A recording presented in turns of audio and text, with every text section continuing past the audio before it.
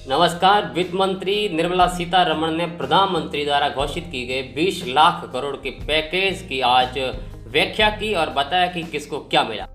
सीतारमण ने अपनी press conference में प्रधानमंत्री का जिक्र करते हुए कहा कि प्रधानमंत्री ने इस पैकेज में हर वर्ग का ख्याल रखा है और प्रधानमंत्री ने एक आत्मनिर्भर भारत की परिकल्पना की थी और उस कल्पना को साकार रूप देने के लिए 20 लाख करोड़ का एक पैकेज की घोषणा की है।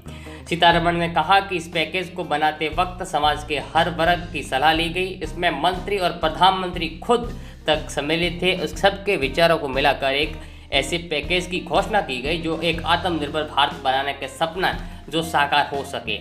प्रधानमंत्री ने अपने भाषण में जिस बात का जिक्र किया था, कहा था कि मजदूर, किसान, गरीब सबका ख्याल रखा गया है। हालांकि सीतारमण ने इस प्रेस कॉन्फ्रेंस में जो कुछ इस पैकेज के बारे में बताया, जो लोग सोच रहे थे कि हमें प्रधानमंत्री डायरेक्ट पैसा देंगे या फिर खातों में कुछ पैसे आएंगे, वो बातें देखने को नहीं मिली। जो लोग सपना सजाए बैठे थे कि हमें इस 20 लाख करोड़ में से कितना पैसा मिलेगा या फिर क्या क्या दिया जाएगा, वो चीज़ें देखने को नहीं मिली। जब कल 20 लाख करोड़ के पैकेज की घोषणा की गई तो लोगों ने उनके पीछे जीरो भी गिनने स्टार्ट कर दिए थे। हिसाब लगाना शुरू कर दिया था कि हम इतने करोड़ है तो एक एक खाते में कितने आएंगे, लेकिन वो बात आज देखने को नहीं मिली। कुछ बातों का जिक्र जो सीतारमण ने किया है उसकी तरफ हम चलते हैं कि क्या क्या इस पैकेज में कहा गया है। सीतारमण ने कहा कि माइक्रो, स्मॉल और मीडियम एंटरप्राइजेस की बेहतरी के लिए 6 कदम उठाए जाएंगे। उसके तहत 3 लाख करोड़ का लोन बिना गारंटी मिलेगा। MSME में फंड ऑफ फंड के जरिए 50,000 करोड़ रुपए की शेयर पूंजी डाली जाएगी।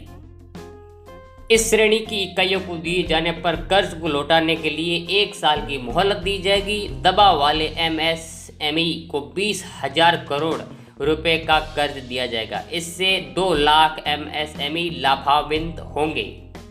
दूसरी बात, उन्होंने कहा कि 200 करोड़ रुपए तक की सरकारी खरीद में ग्लोबल टेंडर नहीं मंगाए जाएंगे, सिर्फ देसी कंपनियों को ही टेंडर मिलेंगे। इसका मतलब 200 करोड़ तक के जो भी सरकारी टेंडर होंगे उसमें सिर्फ देसी कंपनियों को ही टेंडर दिए जाएंगे। बिजली वितरण कंपनियों के समक्ष गंभीर संकट है। इसके चलते उन्हें 90,000 करोड़ रुपए की आपात नकदी उपलब्ध कराई जाएगी। गैर बैंकिंग वित्तीय कंपनियों, आवास वित्त कंपनियों और MFI के लिए 30,000 करोड़ रुपए के धन के उधार की सुविधा देने वाला फैसला लिया गया।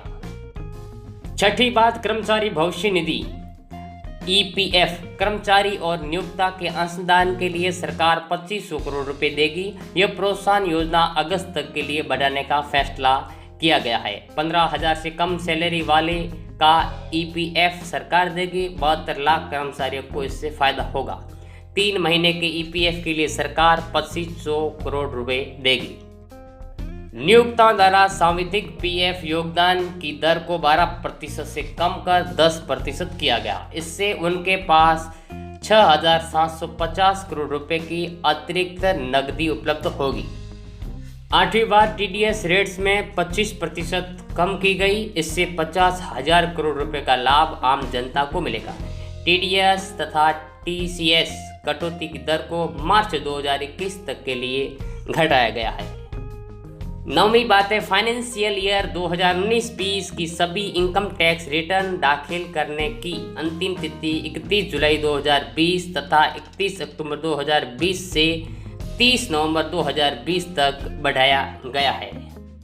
कोविड-19 का प्रभाव हमारे रियल एस्टेट पर भी पड़ा है। इसके लिए शहरी विकास मंत्रालय राज्य की सरकारों को एडवाइजरी जारी करेगी कि रजिस्ट्रेशन और कंप्लीटेशन डेट को 6 महीने के लिए आगे बढ़ा दिया जाए। इससे कंस्ट्रक्शन कंपनियों को राहत मिलेगी। ये मुख्य 10 बातें थी जिनका जिक्र सीतारमण ने अपने भाषण में, अपने प्रेस कॉन्फ्रेंस में किया।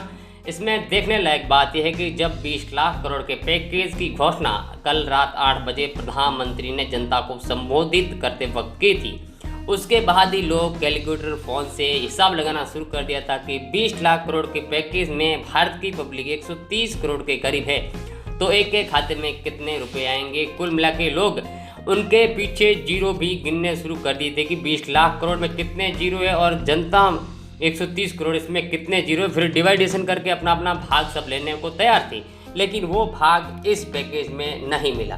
उसके लिए आपको नए पैकेज का इंतज़ार करना होगा। Thank you for watching my video. Please subscribe my channel and click on the bell icon.